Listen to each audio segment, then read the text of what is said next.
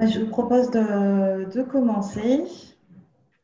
Bonjour à tous et bienvenue au dernier Solution Pro, dernier Solution Pro avant les vacances, consacré aux matériaux durables pour le bâtiment.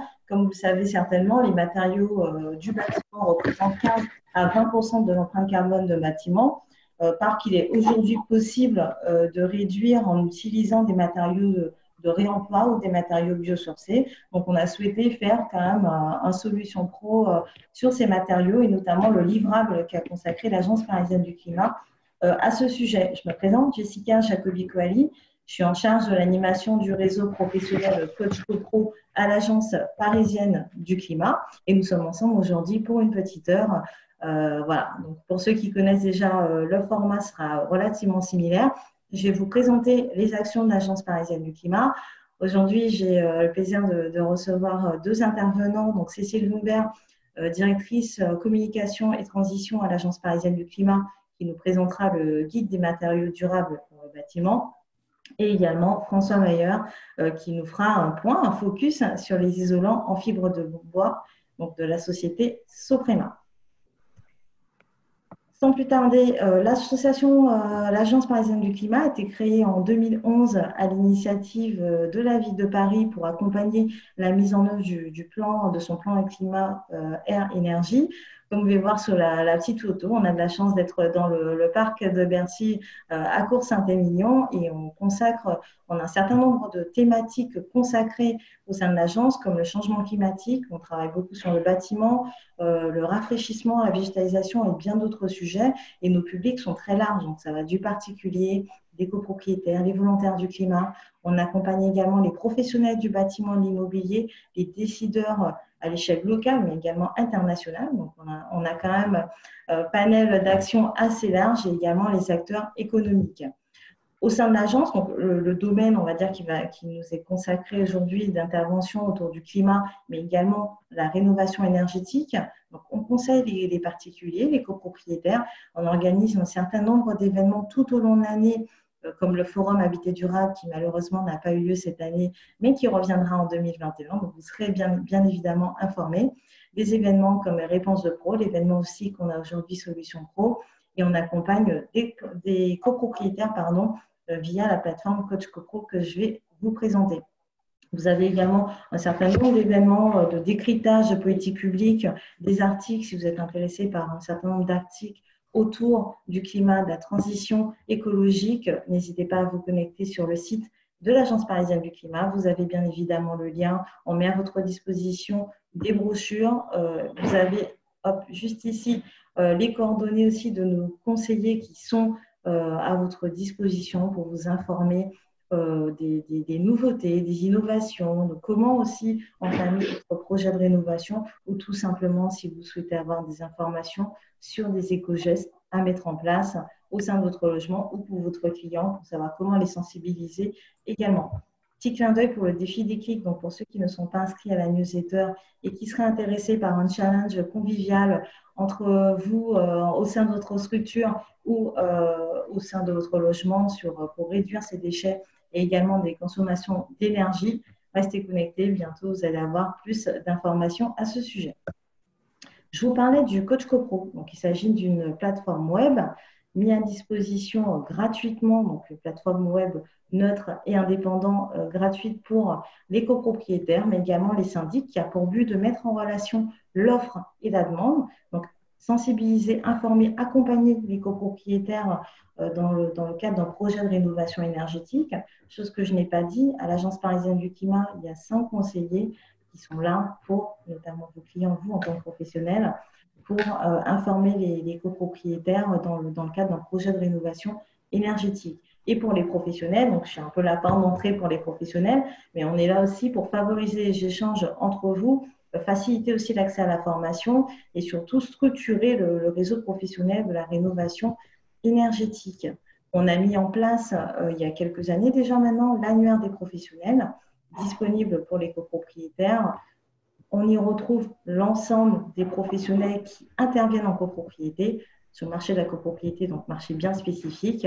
Donc, ça va de l'architecte, du syndic, de copropriété, à l'entreprise de travaux, en passant par le chauffagiste. Voilà. Vous retrouvez l'ensemble des professionnels disponibles sur cette annuaire, bien évidemment gratuite. Si vous, en tant que professionnel, vous n'êtes pas encore affilié et que vous rentrez, vous travaillez en copropriété et notamment rénovation énergétique du bâtiment, n'hésitez pas à me contacter ou à consulter la charte d'affiliation afin de savoir si oui ou non vous êtes concerné par cet annuaire. Petit clin d'œil, avant de laisser la parole à Cécile Grubert, la ville de Paris a mis en place un chèque à l'audit de 5 000 euros. 3 critères à respecter. Être inscrit sur la plateforme Coach CoPro dont je viens de vous parler. Respecter le cahier des charges de l'Agence parisienne du climat qui est mis à votre disposition gratuitement à la fois sur le site de l'APC et sur le site Coach CoPro. Et avoir recours à un professionnel issu de l'annuaire Coach CoPro que je viens de vous parler. Ces 3 conditions, bien évidemment, vos clients en tant que copropriétaires, s'il y a des copropriétaires aujourd'hui avec nous, vous n'êtes pas seul. Vous avez les conseillers de l'Agence parisienne du climat qui sont là pour vous accompagner, pour étudier, pour vérifier que les devis sont conformes et pour faire monter le dossier d'instruction pour la ville de Paris. Donc, si vous êtes sollicité pour un audit global ou pour un DTG, n'hésitez pas à envoyer cette présentation à vos clients, à revenir vers nous si vous avez la moindre question. On est là pour y répondre. Je vous ai également mis le numéro de téléphone de l'agence ainsi que le lien pour prendre rendez-vous téléphonique avec nos conseillers. Sans plus tarder, je vais laisser la parole à Cécile qui va vous présenter le guide des matériaux durables. Bonjour, alors moi je suis directrice des transitions à l'Agence parisienne du climat et je m'occupe et de la communication et sur le pôle transition, je m'occupe notamment du décryptage des politiques publiques climat-énergie et du décryptage des données aussi scientifiques du climat à Paris, l'évolution du climat à Paris, et puis l'accompagnement des entreprises dans la réduction de leur empreinte carbone. Et dans le cadre de ce dispositif-là, qui est un dispositif qui a été monté par la ville de Paris qui s'appelle le dispositif Paris Action Climat. On accompagne et on copilote avec la ville de Paris et l'Observatoire de l'immobilier durable une communauté sectorielle sur l'aménagement et la construction avec des acteurs comme des aménageurs, des bailleurs ou des promoteurs dans lequel on travaille sur justement la résilience des bâtiments et l'évolution de l'éco-rénovation sur le bâti parisien. Dans le cadre de ces travaux, on anime cette communauté sous forme de conférences, de task force ou d'ateliers collaboratifs. Et suite à deux ateliers, on a produit ce livrable, donc le guide des matériaux durables, qu'on met à disposition de tout le monde. Avec l'ambition, c'est de faire un petit tour d'horizon et une initiation au sujet de l'emploi des matériaux biosourcés et des matériaux de réemploi. Donc c'est un enjeu important, comme le disait Jessica tout au début, puisque les matériaux de construction représentent 15 à 20% de l'empreinte carbone d'un bâtiment.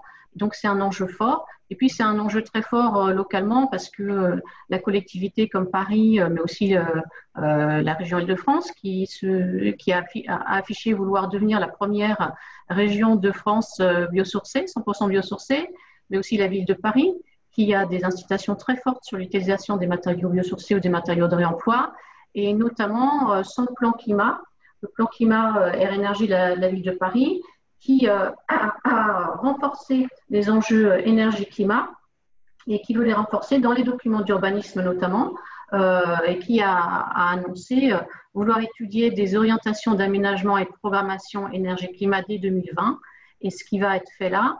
Et il se pourrait que très vite, ces orientations d'aménagement et de programmation énergie-climat puissent être lancées cet automne et être opérationnelles d'ici 1 an au plus tôt. Ce qui permettrait que des opérations qui sont soumises à autorisation d'urbanisme soient déjà instruites en compatibilité avec les orientations de cette OAP thématique climat, qui aurait vocation justement à donner des objectifs sur les performances énergétiques, sur la production d'énergie renouvelable, sur l'adaptation des bâtiments aux aléas climatiques et notamment au confort d'été, et sur la neutralité carbone. Aujourd'hui, justement, il y a un petit point d'actualité puisqu'il y a le Conseil de Paris qui se déroule actuellement, aujourd'hui et demain, et la ville de Paris propose de lancer une conférence citoyenne en amont d'une procédure de révision globale du PLU de la ville de Paris qui sera engagée en décembre 2020 et qui a vocation à aller vers un PLU bioclimatique où l'enjeu, évidemment, des matériaux, à la fois sur l'espace public et sur les bâtiments, sera un enjeu principal. Donc, à suivre, la révision complète du PLU sera lancée en décembre 2020. C'est une opération qui va durer évidemment sur 3 ans. Et soit l'OAP énergie-climat pourra être faite parallèlement avec une modification, une procédure de modification du PLU et donc sera opérationnelle plus rapidement, soit elle sera réintégrée dans la procédure globale de révision du PLU et dans ce cas-là, elle arrivera un peu plus tard, c'est-à-dire elle arrivera d'ici 3 ans. Voilà, donc à suivre. Ce guide, c'est un guide pratique qu'on a voulu à l'intention de tous les professionnels du bâtiment. Alors, il y en a beaucoup maintenant qui utilisent tous ces matériaux-là. Il y en a encore qui souhaitent en savoir un peu plus. Donc, c'est un guide, vous verrez, il y a une grande revue de littérature pour aller plus loin, mais c'est un guide qui se veut d'abord d'un guide d'initiation et qui sert aussi beaucoup aux chargés d'opération de la ville de Paris, parce qu'il y a aussi beaucoup de renouvellement dans les équipes de la ville de Paris. Il faut reformer sans arrêt. Donc, c'est aussi des outils qui font partie d'une mallette de formation aussi des chargés d'opération de la ville de Paris ou des bailleurs sociaux. Le deuxième cible, c'est aussi les copropriétaires, parce que c'est une maîtrise d'ouvrage non sachante, mais qui est intéressée aussi pour connaître comment on rénove avec des matériaux biosourcés. On a quand même quelques demandes. Aujourd'hui, on a eu, dans le cadre du programme Éco-Rénovons Paris 1, que vous connaissez bien, quelques demandes de subventions, puisqu'il y avait des aides qui avaient, dans ce cadre de ce programme, qui pouvaient être attribuées sur l'utilisation des matériaux biosourcés. Donc, il y a eu quelques aides, donc on va en faire le bilan, mais ça commence. C'est un parc sur ce premier programme Éco-Rénovo 1 qui cible essentiellement, qui a en fait mobilisé essentiellement un parc des 30 Glorieuses, sur lequel il y a encore majoritairement des pratiques qui utilisent des matériaux qui sont des matériaux traditionnels. Donc là, il y a encore un gros chantier à avancer sur le sujet pour utiliser les matériaux biosourcés, mais ça commence aussi à venir. Et il y aura dans un programme Éco-Rénovons Paris 2 certainement encore une attention particulière et renforcée pour l'utilisation des matériaux biosourcés, notamment parce que le Éco-Rénovons Paris 2 va aussi mettre l'accent sur les bâtiments plus anciens et de plus petite taille aussi. Et du coup, il y aura un enjeu qui sera renforcé sur l'utilisation des matériaux biosourcés et de réemploi. Et puis, il y a les syndics comme cible aussi, qui est une cible importante pour nous, qui, avec ce guide, peuvent aussi avoir une première initiation et se former à ces sujets-là. Alors, c'est un guide que vous verrez composé de 2 parties. Une partie sur les biosourcés et une partie sur le réemploi. On a fait un rappel de la réglementation en vigueur qui concerne les matériaux biosourcés et ceux de réemploi, avec les incitations à la fois nationales, européennes ou locales. Concernant les matériaux biosourcés, on rappelle l'article 14 de la loi de transition énergétique pour la croissance verte, qui encourage les remplois des matériaux biosourcés. La loi Elan aussi, mais qui déjà, elle, rappelait l'intérêt des matériaux biosourcés pour les économies d'énergie. Puis bien sûr, il y aura la réglementation environnementale 2020 qui va renforcer ce volet-là. Et puis, on fait allusion aussi à la commande publique, qui est un vrai levier et qui, de plus en plus, permet d'introduire des demandes de matériaux biosourcés.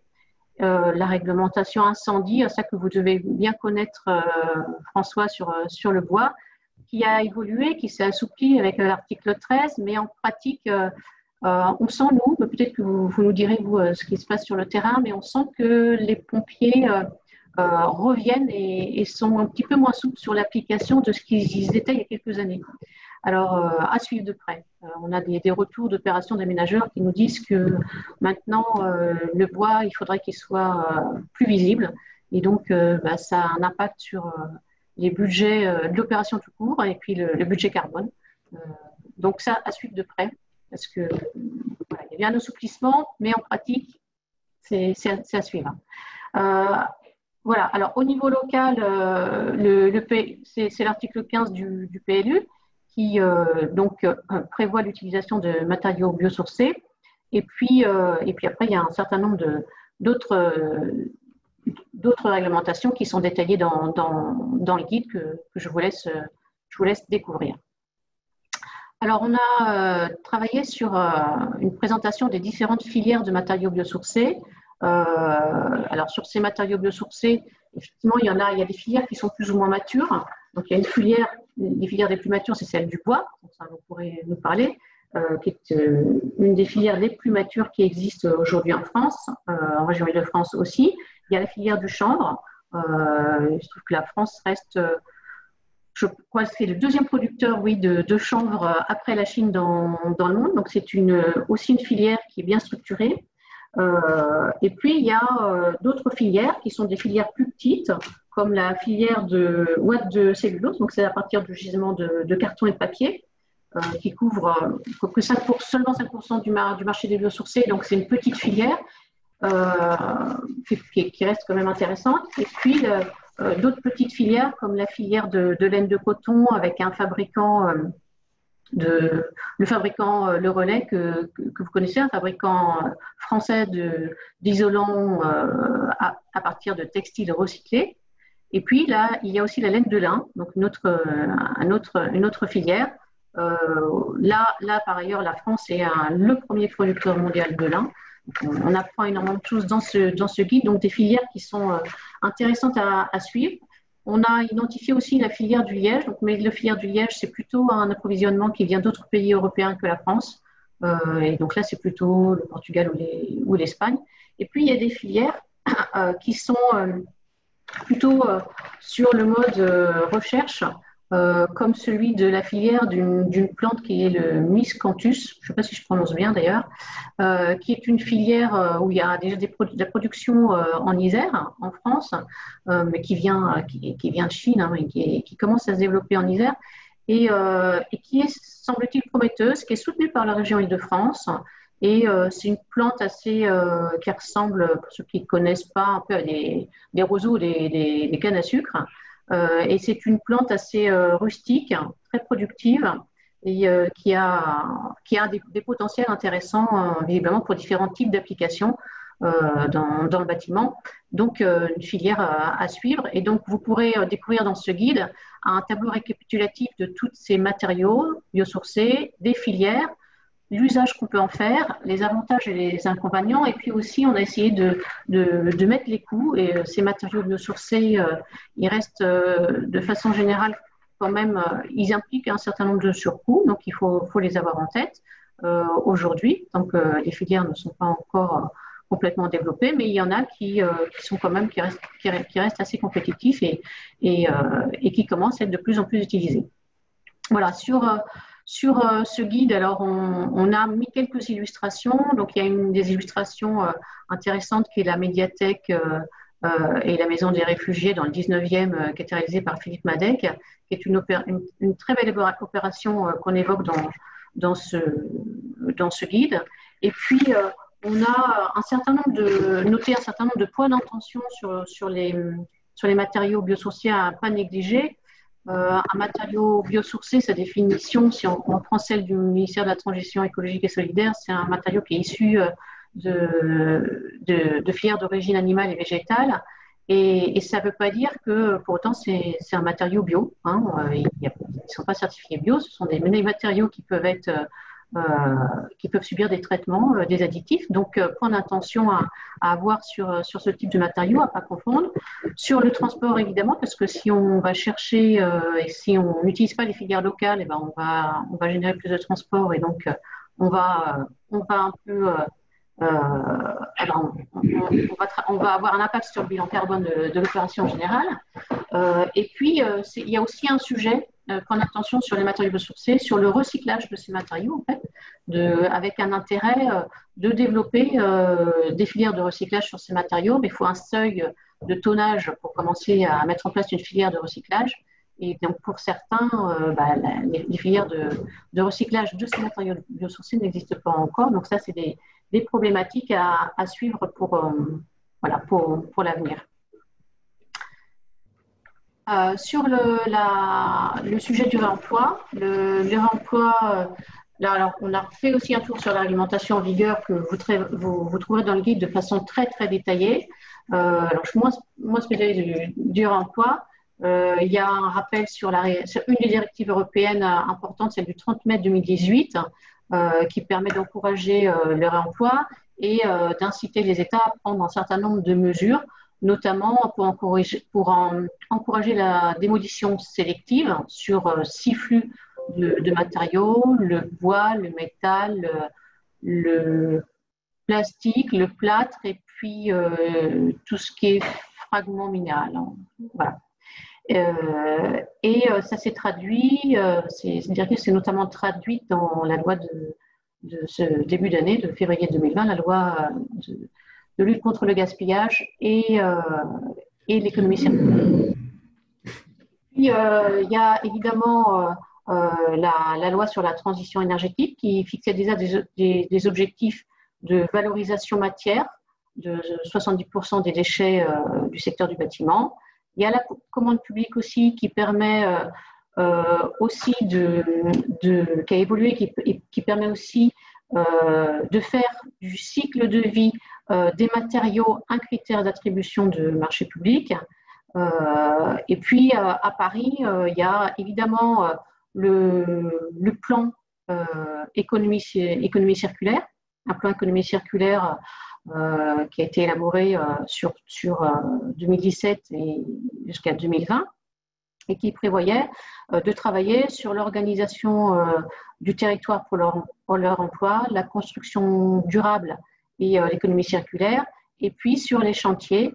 Et sur les chantiers, c'est un sujet important qui a été repris aussi dans les orientations du plan climat-énergie territoriale de la ville de Paris, avec un objectif de passer de 50% de chantiers zéro déchet enfouis en 2030 à 100% en 2050. Donc des objectifs très, très importants qui sont rappelés et avec des points réglementaires qui sont rappelés dans ce guide que vous pourrez découvrir plus précisément. On a fait un point important sur la démarche de curage, la partie de curage en cas de démolition, de réhabilitation, qui montre que, en fait, alors vous lirez, mais vous pourrez aussi avoir des avis partagés, que les professionnels du bâtiment, que pour les professionnels du bâtiment, ça n'implique pas forcément une modification importante, ça implique surtout des modifications dans les étapes existantes. Et donc, il y a tout un schéma qui présente les différentes étapes pour conduire d'un côté le diagnostic déchets obligatoires et d'un autre côté le diagnostic ressources qui implique de modifier certaines étapes, mais toutes les étapes restent à peu près similaires. Dans la pratique, il y a une attention particulière qui est posée qui est posée sur tout ce qui est la dépose sélective des matériaux et qui peut justement avoir aussi nécessiter une plus forte main-d'œuvre. Alors, nécessiter une plus forte main-d'œuvre, ça peut aussi générer des coûts, mais c'est aussi intéressant en termes de création d'emplois. Donc, il y a l'aspect politique territorial qui est intéressant, puis il y a aussi l'aspect qualité aussi, puisque ça peut demander aussi d'avoir des déposes de qualité minutieuses et qui peut aussi demander d'avoir des ouvriers qualifiés sur cette partie du travail. Après, c'est aussi intéressant pour les ouvriers par la suite qui vont travailler sur le chantier parce qu'ils travaillent dans des meilleures conditions de sécurité et de propreté suite à cette phase de dépose sélective des matériaux. Il y a tout un paragraphe important aussi qui est développé sur les conditions de l'organisation de zones de stockage, alors en fonction des filières, en fonction du stockage et du réemploi du tri sur place ou lorsque c'est délégué à une filière ou un acteur. Donc, les conditions et les organisations sont importantes. Donc, ça, c'est très important de l'anticiper. On a eu des retours d'expérience qui montraient aussi qu'il fallait aussi prendre en compte la vie du chantier et parfois la vie des habitants qui voient sur le chantier un certain nombre de matériaux qui s'empilent, qui remplissent les cours et donc il faut faire aussi beaucoup de communication et de sensibilisation. Et puis il y a toute une partie qui donne un certain nombre de précautions à prendre sur l'utilisation des matériaux de réemploi, notamment dans la conduite de chantier Et par exemple, parce que certains matériaux, évidemment, sont pas encore reconnus, hein, du point de vue d'un certain nombre de garanties et de normes, et ont des spécificités de pose particulières, et donc ça va impliquer aussi un travail supplémentaire. Donc il y a, voilà, dans cette partie-là, un tas d'attention, d'alertes aussi qui sont mentionnées, comme par exemple, c'est des matériaux qui ne sont pas standardisés du tout, donc aussi ça demande une attention particulière, et donc des qualifications aussi particulières dans le recrutement des acteurs, des diagnostiqueurs ou des entreprises qui vont faire des démolisseurs ou des cureteurs, on dit ça. Alors, on a aussi présenté dans ce cadre-là. Maintenant, on a de plus en plus de plateformes qui se sont développées, qui font ou de la vente ou de l'achat de matériaux de réemploi. On en a présenté 3. Il y en a certainement d'autres, qui sont Bacassia, CycleUp et Mobius, qui sont des plateformes aujourd'hui qui marchent bien. CycleUp présente aussi des produits et disait qu'il présentait des produits qui avaient un coût assez compétitif et ce qui était assez intéressant. Bacassia, c'est une plateforme de marché en fait, hein, qui met en relation l'offre et la demande. Donc vous avez, vous découvrez sur ce guide un certain nombre de plateformes. Il en existe maintenant plusieurs qui sont maintenant très opérationnelles, qui fonctionnent bien. Chez Bacassia, ils ont identifié sur l'île de France à peu près 700 vendeurs de matériaux, et puis ils ont plus de 7000 annonces de matériaux sur leur plateforme. S'il a encore une petite minute, je termine. On a des retours d'expérience très intéressants, donc je ne vais pas les développer ici, mais il y en a une que j'aime beaucoup, c'est donc on présente et là qu'on détaille sur cette partie du réemploi. Donc vous allez découvrir à la fois un bâtiment de logement social avec une rénovation BBC qui a divisé par 3 ses consommations d'énergie, qui est une opération qui s'appelle les Fuchsia des logiciens et qui a travaillé sur le réemploi. Et quand ils ont lancé leur appel d'offres, ils ont consulté les entreprises, c'est Bouygues qui a répondu, et à ce moment-là, ils n'avaient pas mis l'accent sur le volet réemploi de cette opération, et c'est cette entreprise générale, Bouygues, qui a proposé de l'intégrer, et c'est devenu un axe important, et ça a été un argument aussi pour retenir cette entreprise. Donc, même si parfois la maîtrise d'ouvrage n'est pas demandeuse, des fois les entreprises peuvent aussi être force de proposition et ça fait aussi avancer les choses dans les deux sens. Et c'est une très belle opération et ils ont mobilisé. Vous apprendrez beaucoup de ces retours d'expérience, donc je vous invite à regarder parce qu'ils ont réussi il y avait un sujet, c'est qu'au départ de la consultation des entreprises, ils n'avaient pas réussi à identifier les repreneurs et surtout à identifier les bons timings pour que la démolition, c'est toujours la problématique, les matériaux puissent être récupérés au bon moment sur un autre chantier. Donc ça, c'est un sujet d'attention à avoir. Et surtout, eux, ils ont privilégié, mais aussi de par leur esprit en tant que bailleur social, de travailler sous forme de dons et avec des entreprises du secteur de l'insertion et de la solidarité. Et ils ont pu revendre à des partenaires comme Emmaüs, redonner à des partenaires comme Emmaüs Solidarité la laine de verre, qui s'en est servi pour l'isolation d'un centre d'hébergement. Le collectif Yapluska qui a utilisé tous les bardages pour la construction d'une épicerie solidaire à Bagnolet, et Initiative Solidaire, qui est une association d'insertion qui employait des tasseaux de bois et le bardage dans la fabrication de mobilier urbain. Donc là, évidemment, on est parti sur une définition un peu plus large que la définition du Code de l'environnement sur le réemploi. On est parti sur la définition plutôt de l'ADEME, qui permet d'aller plus sur du réemploi de matériaux donc réutilisés, traités, pas traités, et réutilisés aussi à d'autres usages que l'usage de départ. Voilà, donc je ne rentre pas plus sur les détails, mais vous allez avoir toutes ces informations dans le guide et que vous allez pouvoir retrouver sur la rubrique médiathèque de l'Agence parisienne du climat et que vous allez aussi retrouver sur le site Paris Action Climat, donc de la communauté dont je vous parlais en introduction, et sur le site de l'Observatoire de l'immobilier durable. Donc, on vous l'enverra bien sûr. Pour information, Peut-être que Jessica vous en a déjà informé, mais je voulais vous le rappeler. Pour ceux que ça intéresse, la filière paille est très soutenue par le collectif Paille Francilien en Île-de-France. Et donc, ils ouvrent un chantier d'ITE Paille au mois d'août, donc à Paris. Donc, pour ceux qui sont intéressés pour les professionnels, les dates sont affichées là.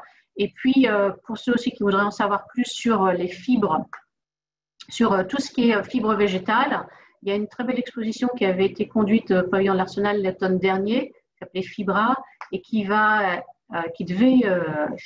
une exposition itinérante et qui devait être exposée à Grenoble, mais avec la situation sanitaire, elle a été annulée, sauf qu'elle est reportée, a priori, pour l'instant, ça semble être maintenu à Caen, donc c'est moins loin. Donc voilà, c'est cet automne entre octobre et janvier 2021. Donc vous pourrez toujours aussi aller faire un tour, elle était très très belle. Voilà. Merci beaucoup, Cécile. On ne va pas. Alors, si vous avez des questions, vous avez une rubrique en bas, questions-réponses. Donc, n'hésitez pas à poser vos questions directement dans cet onglet et on y répondra. On aura 10 minutes juste après l'intervention de François pour y répondre. Donc, n'hésitez pas. Je vous ai également mis le guide qui est téléchargeable sur le site de l'Agence parisienne du climat. François, sans plus tarder, je vais vous laisser la parole. Bonjour. N'hésitez pas à me dire si vous m'entendez ou pas. Oui, on vous entend bien. Alors, Ça s'affiche, c'est bon de mon côté. très bien. Déjà, bonjour à toutes et tous. Merci à l'Agence parisienne du climat de me donner l'occasion de faire cette présentation. Alors, je ne vais pas du tout vous parler de produits, je vais vous parler des performances des isolants végétaux illustrés par la fibre de bois. Mais globalement, ce que je vais vous dire s'applique à quasiment tous les produits biosourcés. Donc, sur le confort d'été, l'acoustique et l'hygrométrie. Alors, le support, c'est la fibre de bois. C'est fait à partir de plaquettes d'aubier purgées d'écorce. C'est donc un déchet en fait de l'exploitation forestière. Et ces plaquettes d'aubier, on va les transformer en ce matériau fibreux qui va être un isolant acoustique et thermique. On va réaliser en fibre de bois un certain nombre de produits, des isolants semi-rigides qui vont servir surtout en isolation intérieure et des panneaux rigides de différents formats et densités qui vont servir en isolation extérieure. Et la version vrac, c'est la ouate de cellulose, puisqu'en fait, à la base du papier, il y a les mêmes plaquettes d'aubier purgées d'écorce. Le principe de fonctionnement des isolants végétaux, de tous les isolants végétaux, sauf le liège, c'est une fibre de cellulose creuse qui contient de l'air. Donc cet air prisonnier en fait, dans la fibre fait le lambda hivernal et la fibre de cellulose autour va faire le reste. Elle va notamment isoler contre la chaleur par déphasage et atténuation d'amplitude, j'y reviendrai. Elle va isoler contre le bruit puisque c'est une fibre végétale souple, donc ça va être très efficace contre les bruits aériens. Et elle est perméable à la vapeur d'eau, ce qui veut dire qu'en fait ça va protéger le gros œuvre de la condensation, aspect qui va être très intéressant en rénovation, entre autres. Alors, les notions de déphasage et d'atténuation d'amplitude pour le confort d'été. Alors, en fait, le déphasage, c'est le temps entre le pic de chaleur extérieur et le pic de chaleur intérieur. Et l'atténuation d'amplitude, c'est le delta entre le pic de chaleur extérieur et ce qu'on va mesurer à l'intérieur du bâtiment. Plus on déphase, plus on atténue. Et on doit déphaser un certain temps pour que ce soit efficace. Alors, c'est une formule physique, ce ne sont pas des vues de l'esprit. Il y a une formule physique prouvée qui définit comment on calcule le déphasage et comment, d'ailleurs, on peut le vérifier en le mesurant. Donc, c'est cette formule un peu barbare qui se traduit, en fait, parce que ça, c'est 24 heures et ça, c'est pi. Donc, en fait, c'est une constante, 0,023. E, c'est l'épaisseur. Et en fait, le temps de déphasage, globalement, se calcule avec la racine carrée de la masse volumique, de la capacité calorifique, divisé par le lambda. Globalement, on doit le maximiser pour arriver jusqu'à 16 heures.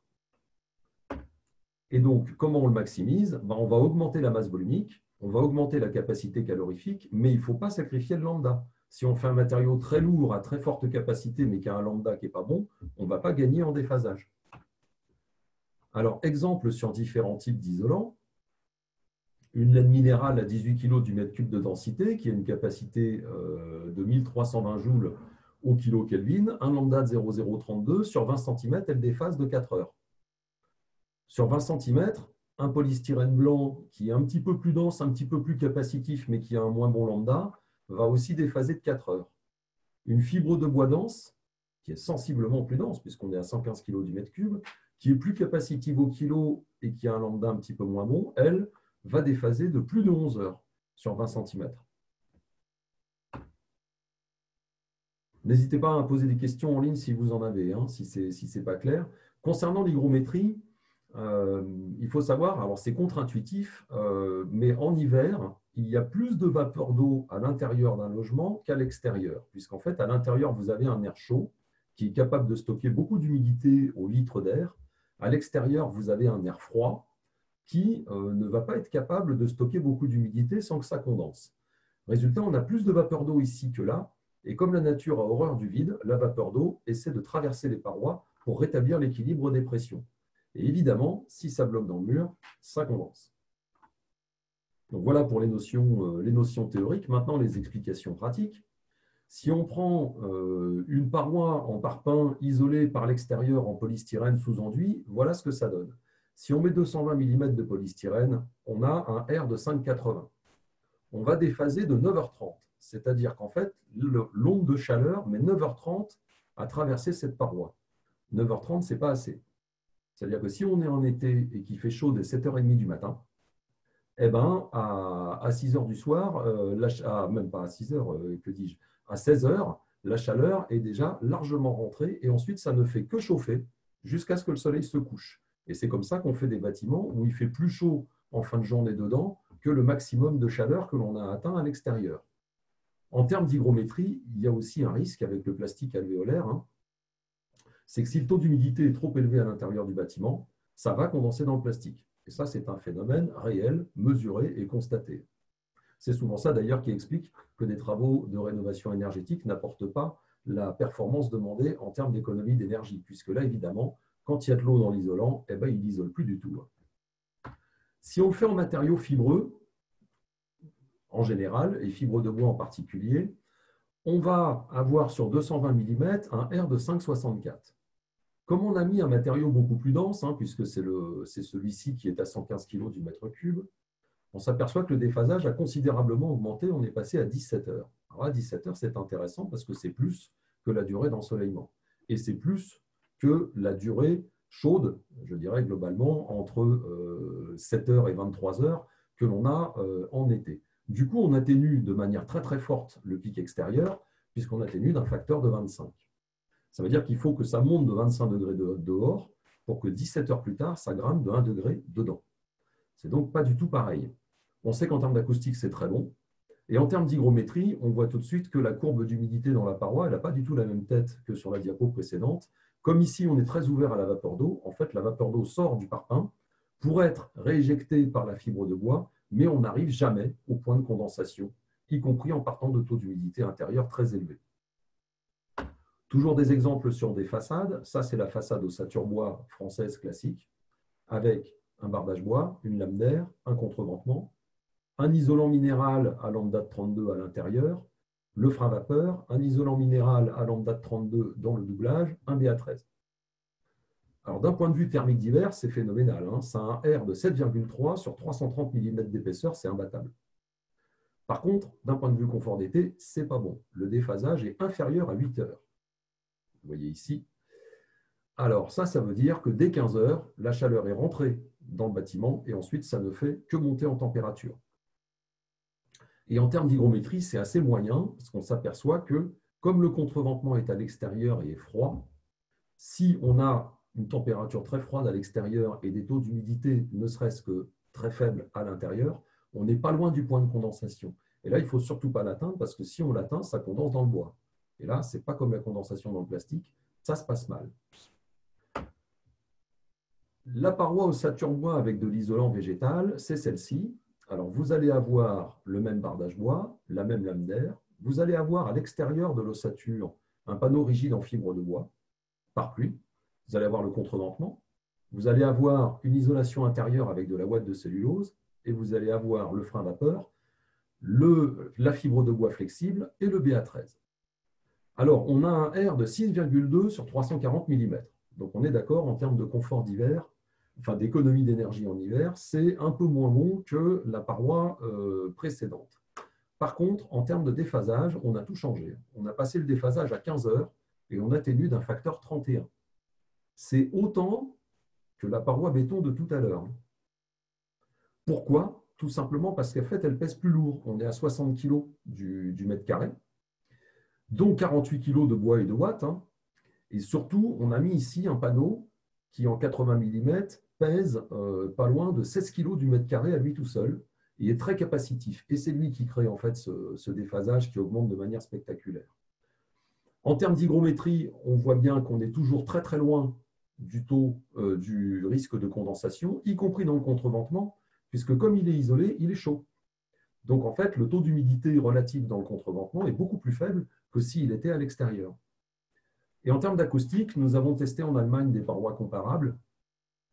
On est au-delà de 50 dB d'atténuation des bruits aériens avec ce type de paroi. Donc, on dit souvent que la construction ossature bois, ce n'est pas bon en confort d'été, ce n'est pas bon en acoustique. C'est faux. C'est faux. Si on met dans une ossature bois les isolants utiles pour avoir de l'acoustique et de l'inertie, on a de l'acoustique et de l'inertie. Alors, quelques exemples de chantier. Ça, ce sont des immeubles neufs, promotion privée. Il y a 4 immeubles comme ça. Ils ont été isolés en fibre de bois par l'extérieur sous enduit. D'ailleurs, vous la voyez ici dans le fond des loggias.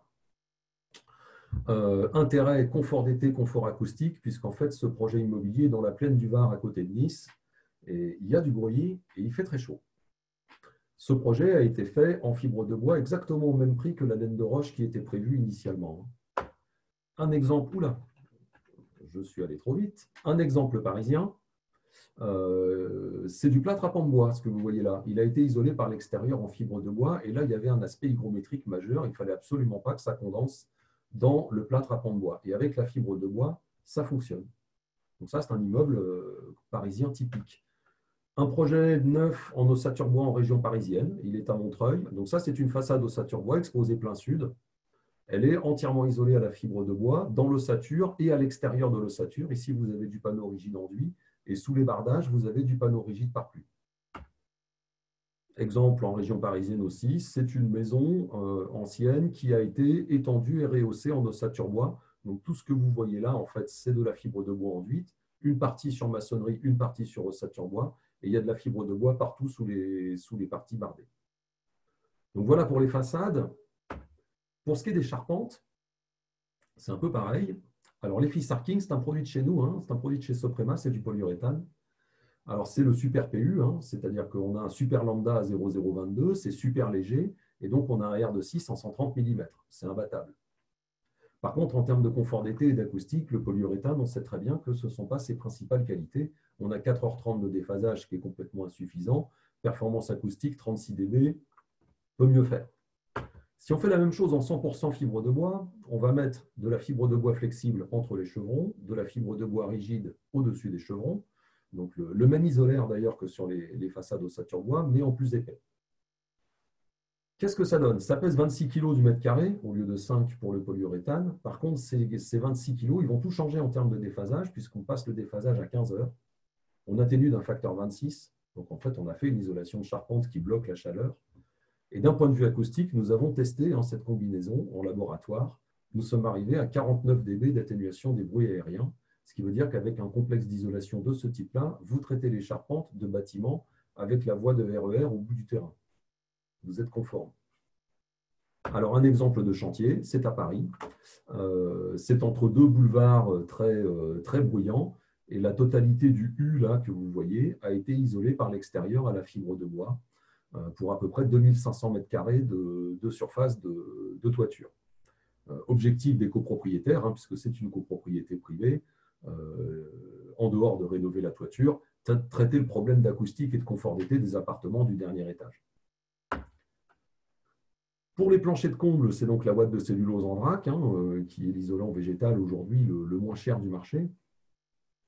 Si vous faites un R de 7, donc vous en soufflez à peu près 8 kg sur 346 mm, ça vous donne un déphasage de 10 heures. Ça atténue la chaleur d'un facteur 12 avec seulement 8 kg de matière, hein, ce qui est donc plutôt pas mal hein, comme capacité calorifique. Et en termes d'acoustique bruit aérien, nous avons un PV qui vous valide ça à 48 dB sur un BA13 standard. Ce qui est, avec 8 kg de matière et 346 mm, le meilleur PV existant du marché hein, dans le domaine de l'isolation des planchers de comble. C'est donc un excellent isolant acoustique et qui, évidemment, ne va pas bloquer l'humidité dans les solives, puisque c'est complètement ouvert à la vapeur d'eau. Et pour finir sur l'acoustique, en remplissage de cloison, nous avons quelques PV en remplissage de cloison dites 72-48 et 98-48, où nous avons 40 et 46 dB. Il faut savoir aussi, si vous avez la question, que l'usage de la fibre de bois dans des cloisons est couverte par un PV feu. Et voilà, j'en ai fini. Donc, si vous avez des questions, n'hésitez pas, si vous souhaitez qu'on revienne sur tel ou tel diapo, à votre disposition. Merci beaucoup François. Donc n'hésitez pas à poser vos questions. Donc on a eu pas mal de questions concernant la présentation. Donc pour rappel, pour recevoir la présentation, il faut être inscrit. Donc j'imagine que si vous avez eu le lien, normalement vous êtes inscrit sur le site de l'APC. Si ce n'est pas le cas, je vous invite à vous inscrire parce que je vais reprendre cette liste et envoyer l'ensemble des présentations de ce jour ainsi que d'autres liens à titre d'information. On avait une première question de Laurence Dubin, donc c'était plus une précision. Donc le lien que j'ai envoyé, il s'agit du guide qu'a présenté Cécile Gruber, le guide des matériaux durables dans le bâtiment. Et vous pouvez retrouver des références sur le site de l'Agence parisienne du climat, enfin sur le site Coach Copro, sur la carte des copropriétés rénovées. Je vous mettrai le lien également dans le mail. Donc, la carte des copropriétés rénovées recense des projets à la fois dans Paris et en Île-de-France.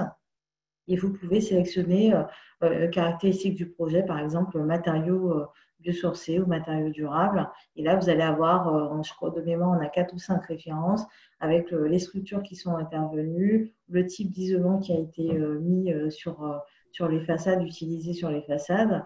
Voilà. Et après, vous pouvez éventuellement contacter, si vous le souhaitez, l'entreprise ou le maître d'œuvre qui est intervenu sur ce projet. Deuxième question, cette fois c'est pour vous François. La fabrication des panneaux de fibres de bois est-elle plus énergivore que celle des laines minérales, laine de roche par exemple?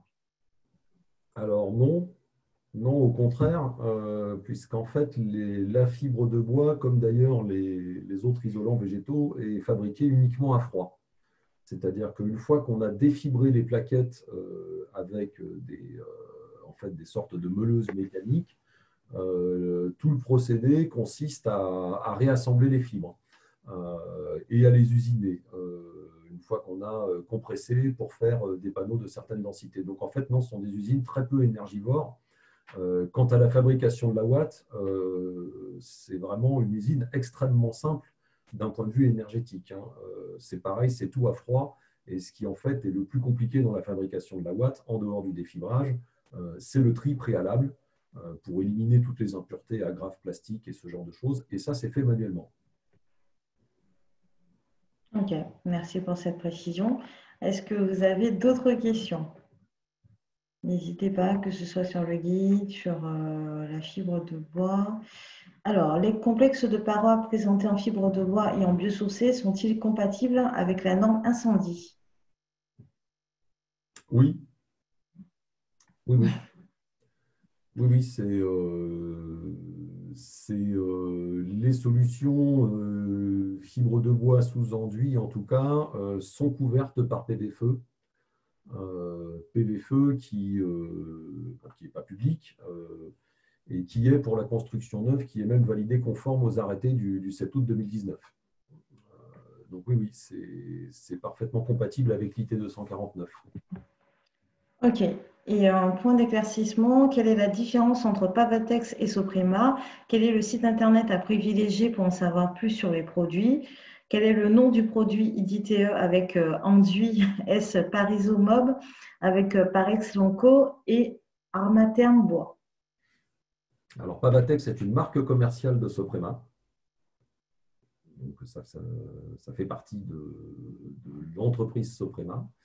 Le site internet à privilégier, c'est le site de Soprema.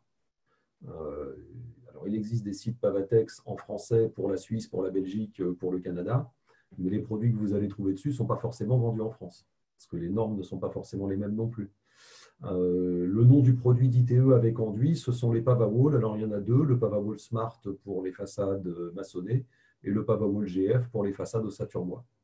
Ok, donc l'ensemble des informations sont donc disponibles sur le site de Pavatex. Non, de Soprema. De Soprema, pardon. Ouais. Ok, Pour la France, super. c'est Soprema. Ok, ça marche. Donc, pour rappel, quand même, petite information, mais vous avez le contact de François. Donc, si vous souhaitez avoir plus d'informations, peut-être même une plaquette de présentation de certains produits, bien évidemment, ce sera accessible. Donc, vous pouvez le retrouver sur le site de Soprema, mais demandez aussi directement à François Mayer. Alors, on avait deux autres questions dans le chat. Quelle est l'origine des bois utilisés pour les produits fibres? Quelle essence et certification PEFC? Est-ce qu'il y a une certification PEFC? Alors, pour ce qui nous concerne, tous les panneaux fibres de bois sont produits à Épinal. Et donc, les essences, c'est du sapin illipicéa.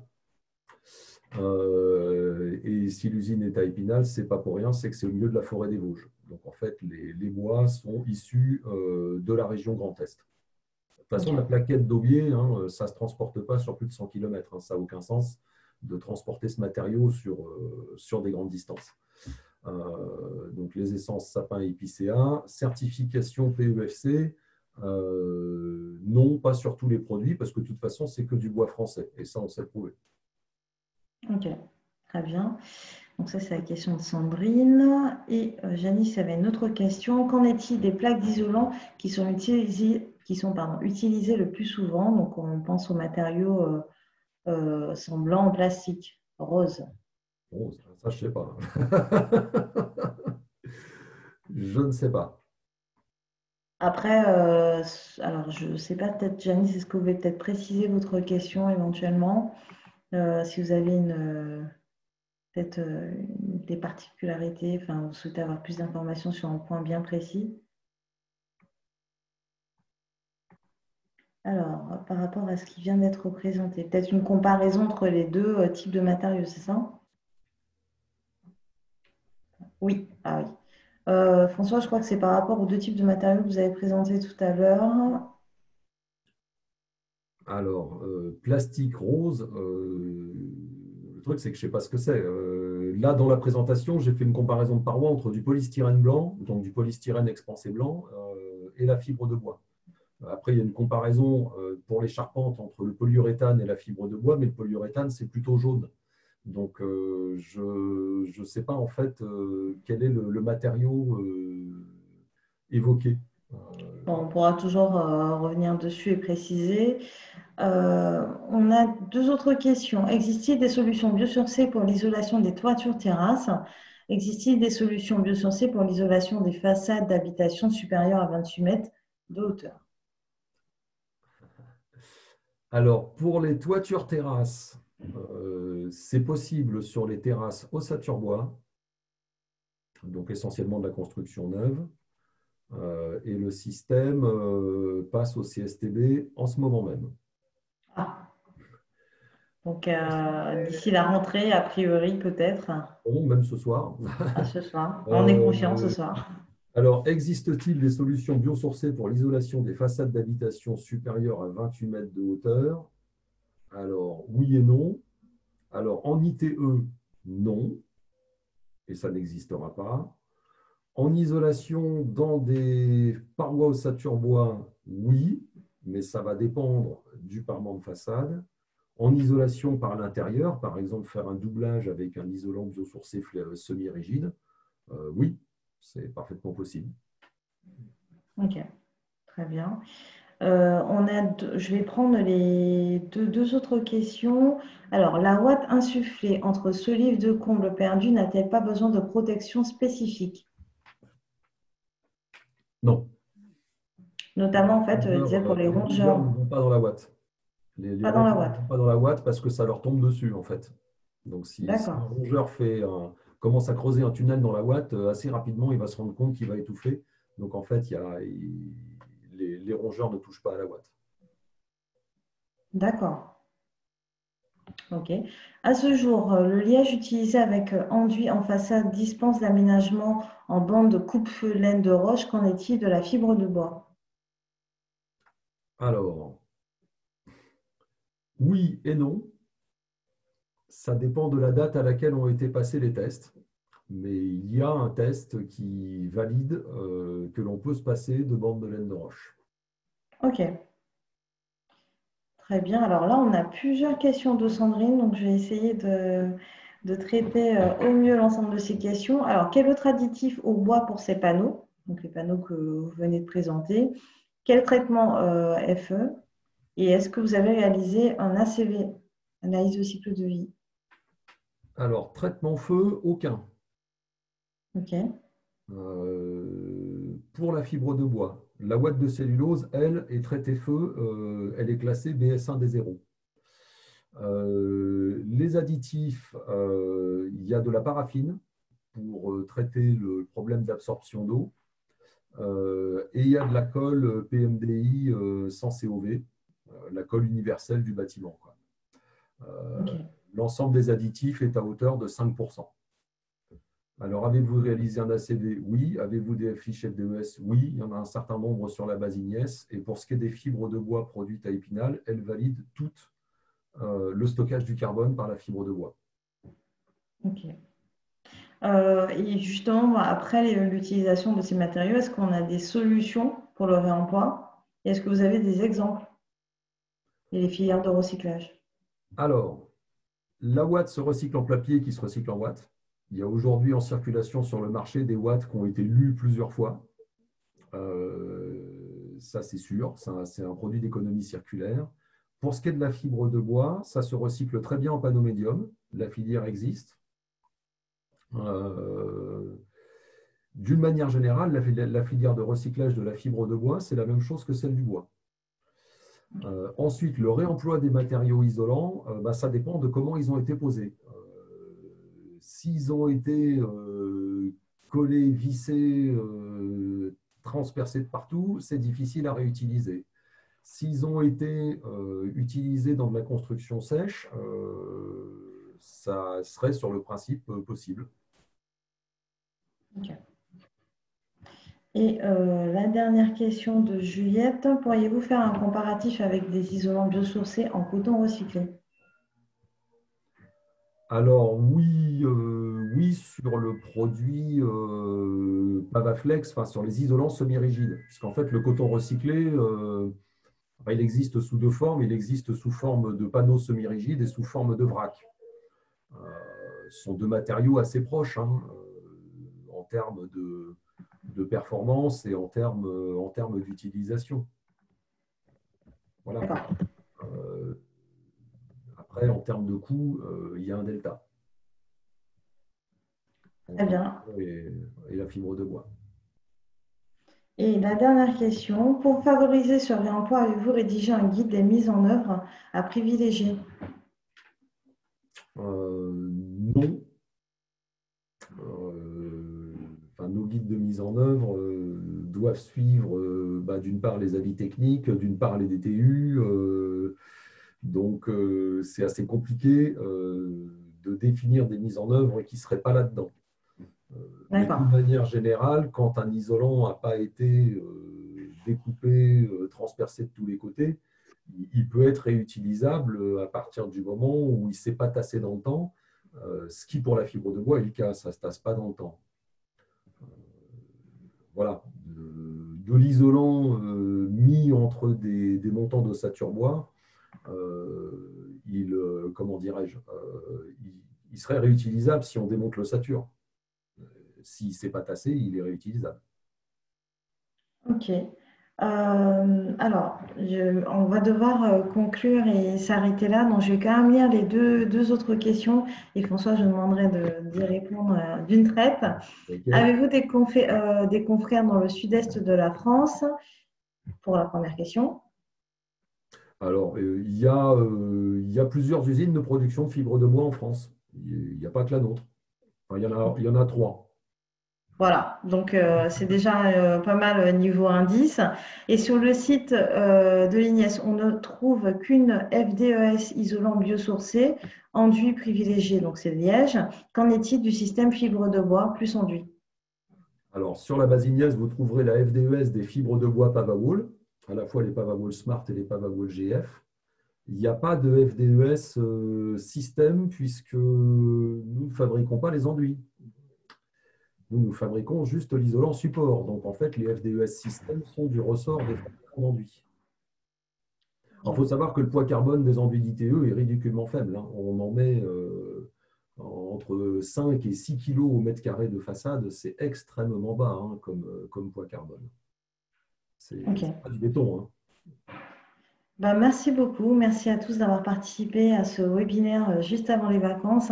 Pour ma part, je vous retrouve le 10 septembre à 11 h pour une conférence sur l'Observatoire de la rénovation énergétique. Donc, j'aurai également le plaisir de recevoir un autre de mes collègues, Benjamin Rougerolles, qui vous parlera de l'Observatoire. Merci François d'avoir répondu positivement à l'invitation. Cécile pour la présentation du guide que vous retrouvez bien évidemment sur le site de l'Agence parisienne du climat. N'hésitez pas à poser, si vous avez d'autres questions, n'hésitez pas à nous les poser directement par mail. François reste également joignable par mail. Je tiens à vous remercier une fois de plus et je vous souhaite d'excellentes vacances et une excellente fin de journée. Merci à tous. Bonne journée, bon appétit.